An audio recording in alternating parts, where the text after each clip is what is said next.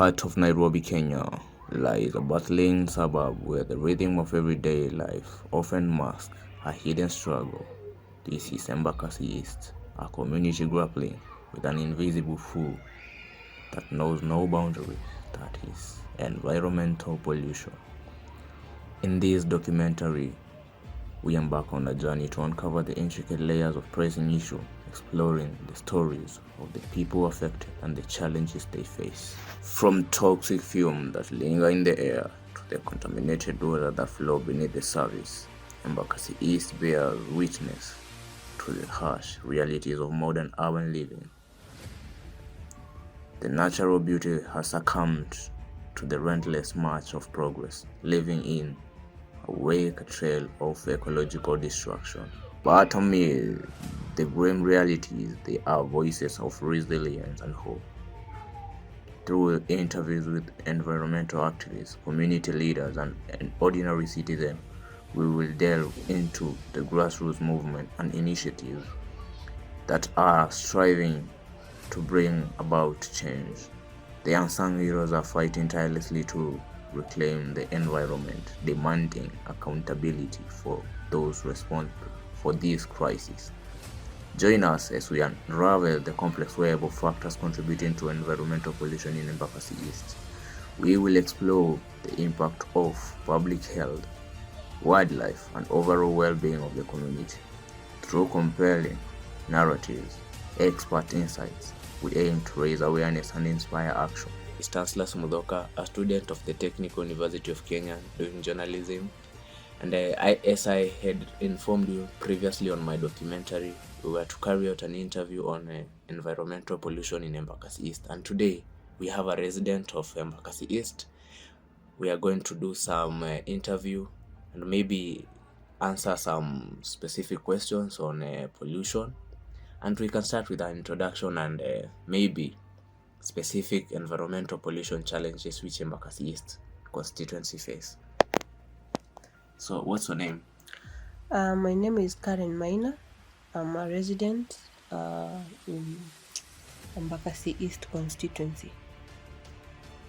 So what are the specific environmental pollution challenges that Embakasi East constituency face in this era?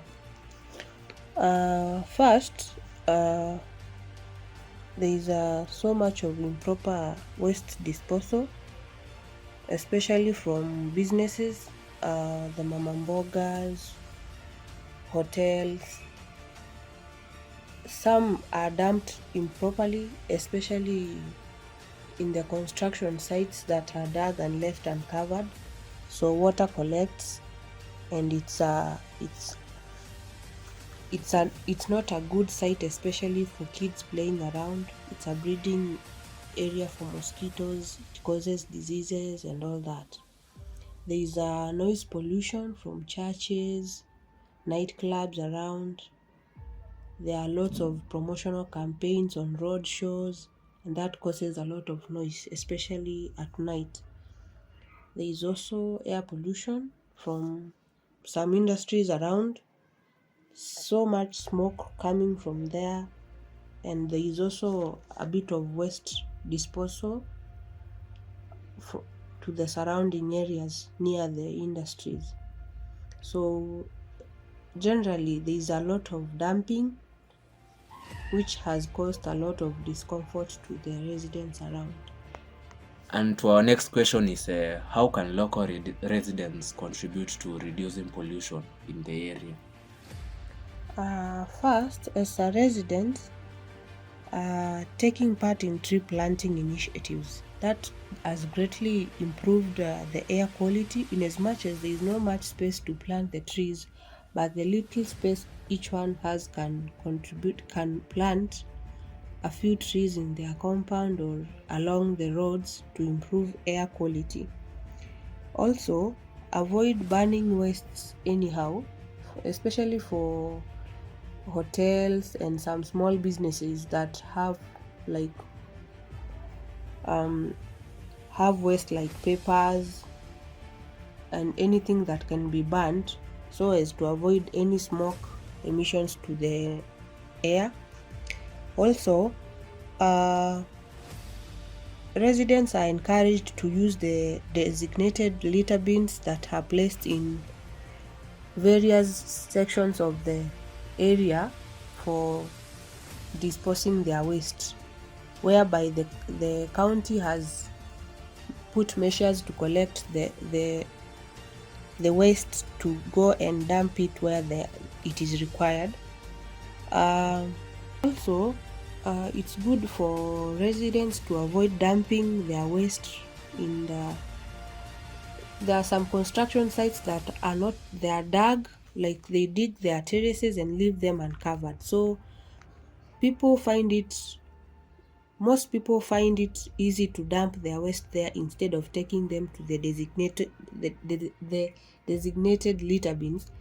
That it causes an environmental risk to anyone living there, especially kids and kids and locals, because it's a breeding area for mosquitoes and other diseases like cholera. And to our next question is, how does the government collaborate with the community in tackling environmental pollution in the constituency also?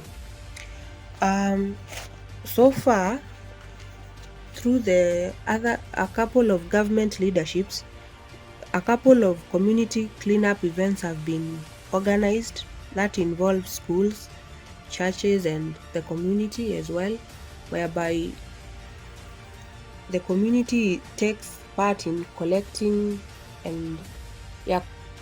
of waste that is along the roads, and clogging the drainage areas and keeping the roads clean, and making sure that all the waste is dumped in their designated litter bins for collection.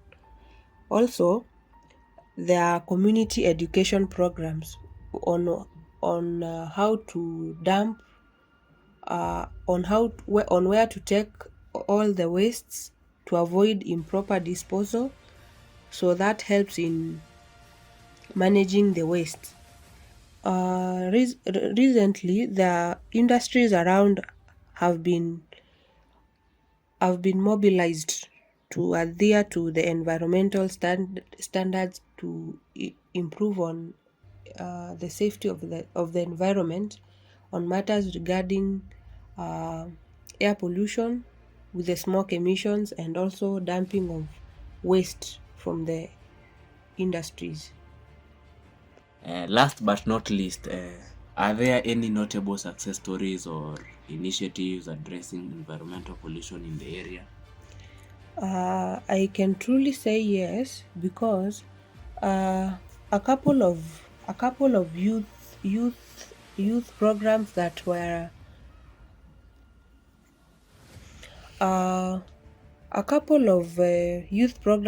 were established a while ago, matters involving the youth in environmental safety, has so much impacted the community, in that most of the youth who were idle have taken up waste disposal campaigns where they work and be paid.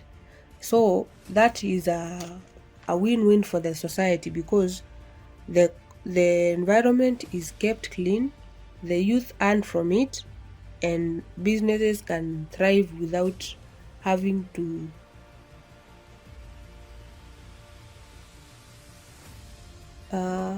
deal with waste around their businesses.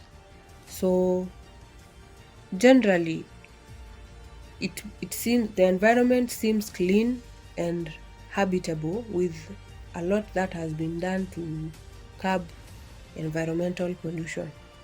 And thank you. Thank you for inviting me to this interview. And I look forward to success in the environmental pollution campaign, and we look forward to more campaigns to ease the environmental pollution nightmare.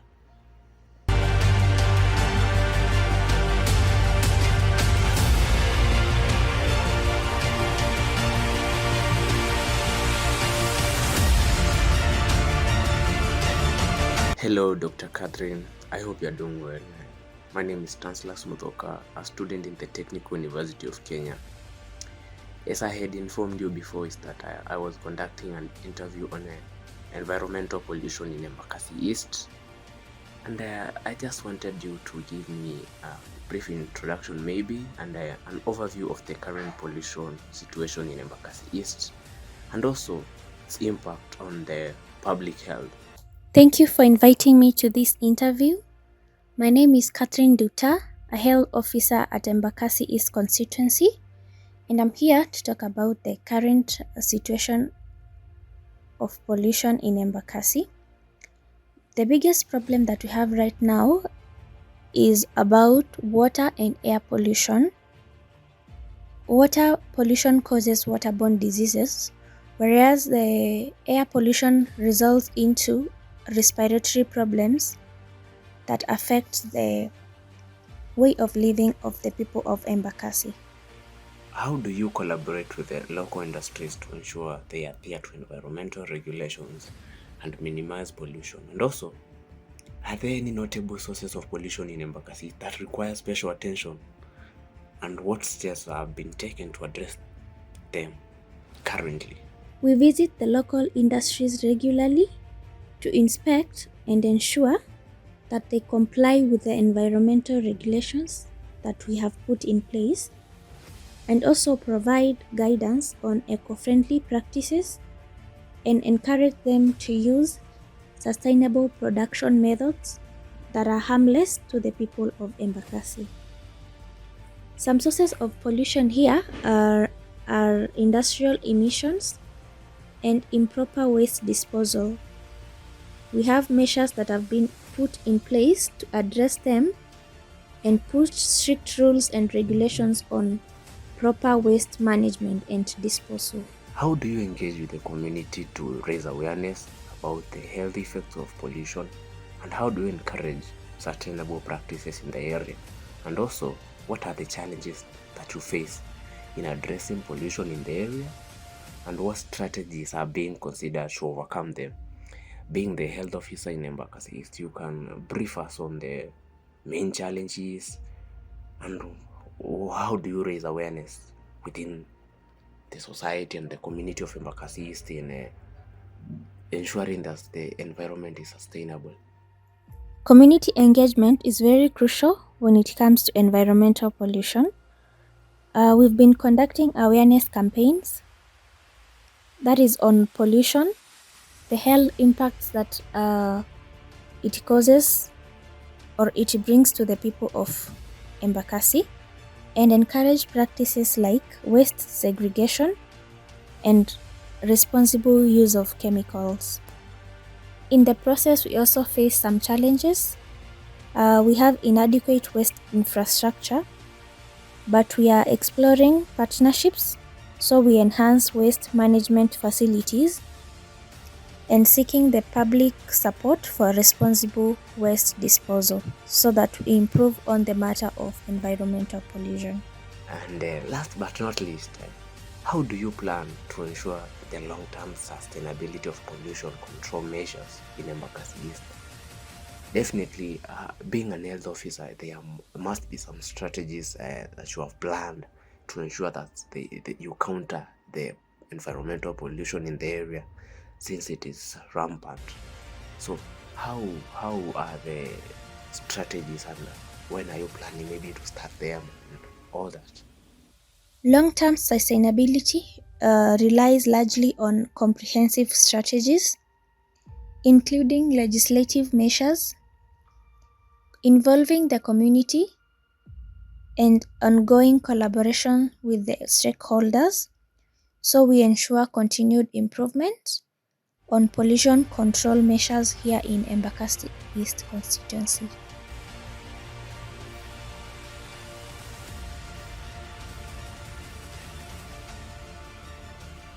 This documentary has shed a light on the critical issue of environmental pollution in Embakasi East constituency by underscoring the urgent need for collective action.